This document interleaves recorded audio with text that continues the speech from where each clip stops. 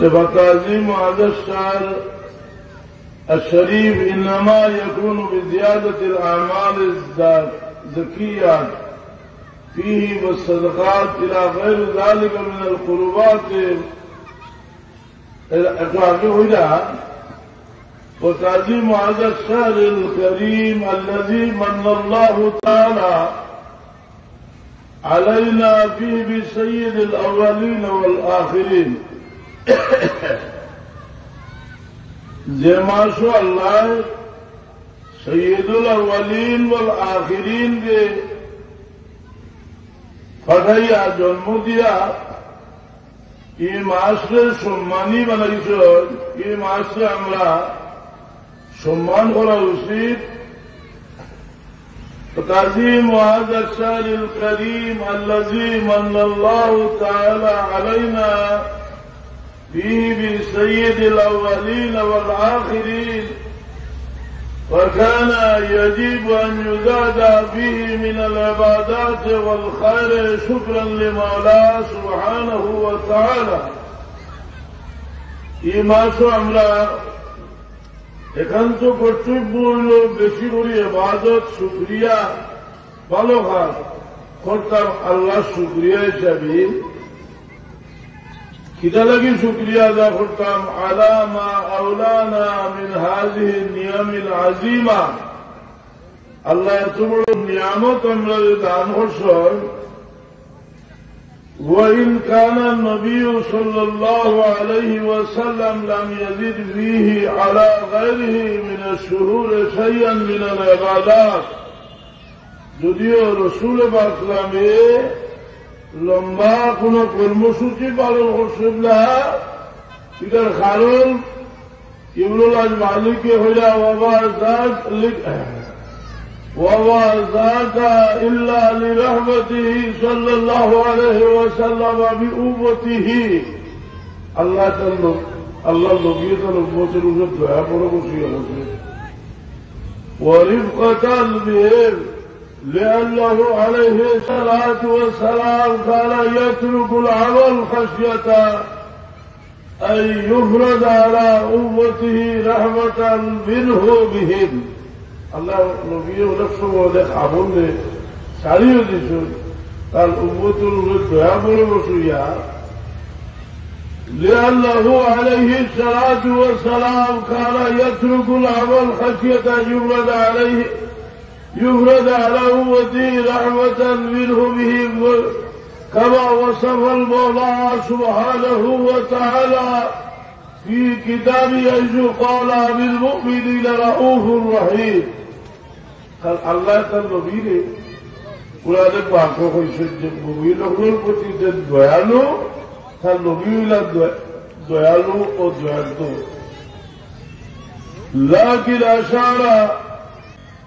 লাকিন আশারুল হজ মালিকিয়ে কইলা যে ঈদ জন্মর তারিখের কারণে আস্থা বা শুভর্থক হয়ে গেছে। আর এই কিতাব মদখল ওলামায়ে দেওবন্দের কাছে উচ্চিত মৌতবর, বিশেষ করে মুফতি শফি সাহেবের কাছে উচ্চিত মৌতবর কিতাব আরো দেখছি। কারণ এই রদ্দে বেদাতের মাঝে মুতাশাদ্দিদ হিসাবে পরিচিত বলা চরমপন্থী বেদাতের বিরুদ্ধে। এই মাস মোতাবরক মাস আল্লাহ কি বিভিন্ন কর্মসূচি সমস্ত মাস পালন করা হয়েছে। আইজ হইত কারণ ইমাম কাসসালানী রহমতুল্লাহ আলাইহি মওয়াহিবে দুনিয়া কিতাব লেখছেন ফরাহিমাল্লাহ ইমরান ইত্তাখাযা লায়ালি শাহর মাউলিদিহি আয়াদা, যারা রবিউল আউয়াল মাসের প্রত্যেকটা রাত্রে ঈদের রাত বানাইব এরা রবে আল্লাহর রহম হরকার জোর হবে সুবহানাল্লাহ। আজ কিনা রবিউল আউয়াল মাসের রাত নাই এক রাত মহাবিবের দুনিয়া কেউ যদি হল কোনো আলিমে বলে আমরা এটা অত ইয়ে করি না, আমরা মিলে বারকু ঘুরে দিয়া হয়ে যাবে যে আনোয়ার শাহ কাশ্মীরি রহমতুল্লাহ আলাইহির দেশে মওয়াহিবে দুনিয়ার কিতাব উচ্চুচ্চ নির্ভরযোগ্য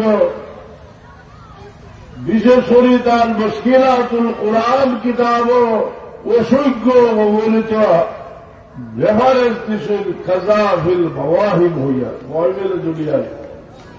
এটা যারা উল্টো বাতিবার তারা আপনার সঙ্গে জিনিসটা বলা হলে ধরিব, আমি সঙ্গে ভেবেছি যে ময়মেল জুলিয়ার রায় দিলে যারা ঈদ বানাইব। এখন আমরা যারা মিলাদুল নবী যারা মিলাদ শরীফ পড়ব, তারা তো মিলাদ শরীফ পড়বার আগে কত সময় তরুণ শরীফ পড়ে যাবে, কি একটা তরুণ পড়ে না, এটার ভাতও খেলাম না, এটা আবার আরম্ভ করেছে তারা নিজের মিলাদ ধরা আন্দোলন করিবে দিছে তার মিলাদ হইয়া আগে দিছিল সোলাম অমুকের উঠে অমুকের উঠে, এখন তার মিলাদ আরম্ভ করেছে। তাই হোক আল্লাহ বাসাই আছে। তো মিলাদ শরীফের আগে তরুণ শরীফ পড়েন, যারা আবার দেখা যায় সচরাচর মিলাদ শরীফ হয় না, তরুণ শরীফে অধিও বানাইয়া পড়েন। যদি না হলেন আমি দেখাইতে পারবো কিলা পড়েন, কিলা পড়েন।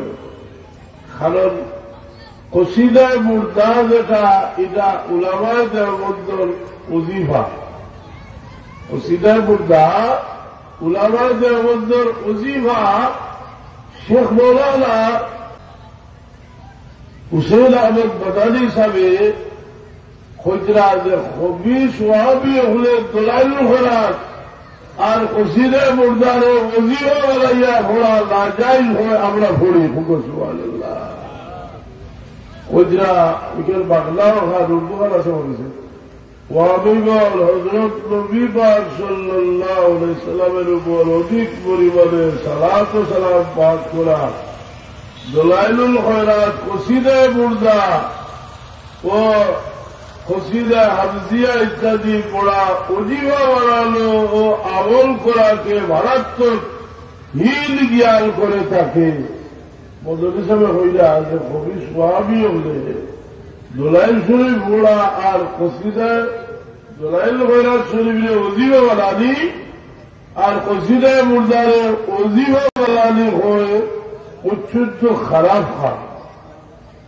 অথচ তাই হইলা যে আমরা আর বুজুর্গ হলে দলাইল শরীফের ইজাজত দিছেন, আর হযরত মাওলানা জুলফিকার আলী দেওবন্দি সাধারণের বুধগম্যের প্রতি লক্ষ্য করত নিজের সৌভাগ্য জ্ঞান করে কসিদায়ে মুর্দার উর্দু ভাষায় ব্যাখ্যা করতে লিখেছেন। এখন ওজিফা বলে পড়ি আমরা।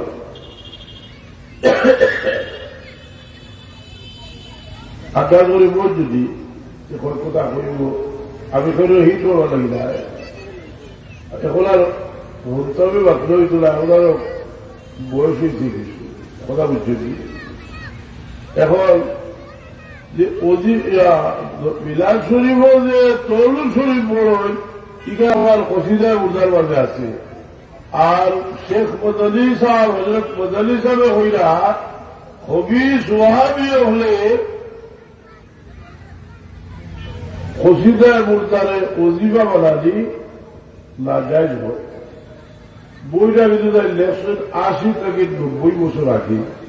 আমি সংগ্রহ করছি কমপক্ষে 35 থেকে 40 বছর আগে।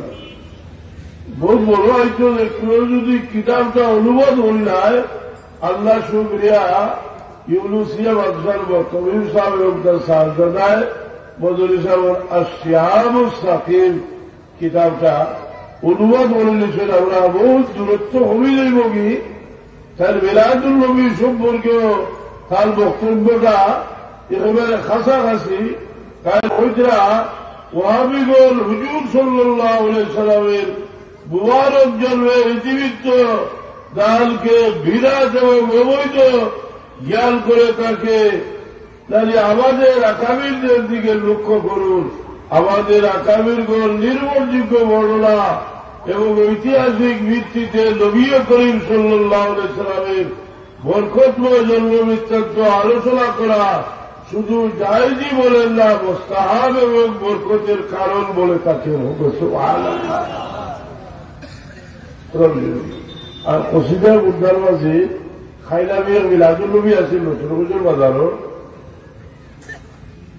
ইটা ছাত্র বলে পড়ে নাই অবশ্য করিল তো আমি এতে হলাম হাফিজ ওয়াইফ খোদার মসজিদ ইসলাম ওই যে হলো বাচ্চাদের তলাল বাদ্র হরিলা ইটার অর্থ যদি বুঝইতা যে হরিলা হলে এটা তো মদিনার বাচ্চাদের হরি ইসলাম লোকের দশ বাজাইছিলাম যে বেলাইলে এভাবে হলে আলিমা হলে আঠাইয়া রাখতে হবে আল্লাহর যদিন হরি দশ বাজাইছে এটা হরি ইসলাম মদিনা শরীফ বাচ্চাদের আর আল্লাহ নবী ইসলামে খুশিতে বাবা হইয়া হইসলারে মদিনার বাচ্চা তোমরা আসামে মায়া করি আর আল্লাহ নবী ইসলামে হইসলা বাচ্চাতে হইসলা আমরা আল্লাহরে মায়া করি আর রসুলের ইসলামে হইসলা যে খোদার কসম আমি তোমরা মায়া করি ওই কবিতাও দিয়া তলাল বদ্র আলাইলা দিয়া এর লাগে মদিনার বাচ্চাদের গাইছ কোন কোন মাদ্রাসা ফজরের রক্ত ফজরের আগে প্রত্যেক দিন তারা রেলি হল তারা আমার ছাত্র হয়েছে এমনকি দারুণাথ পরিষদ তারা বলে ফজরের আগে প্রত্যেক দিন রেলি হল এখন যে এখন ক্লাস বার হইয়া এই তালাল বাজরুর বোঝা হয়েছে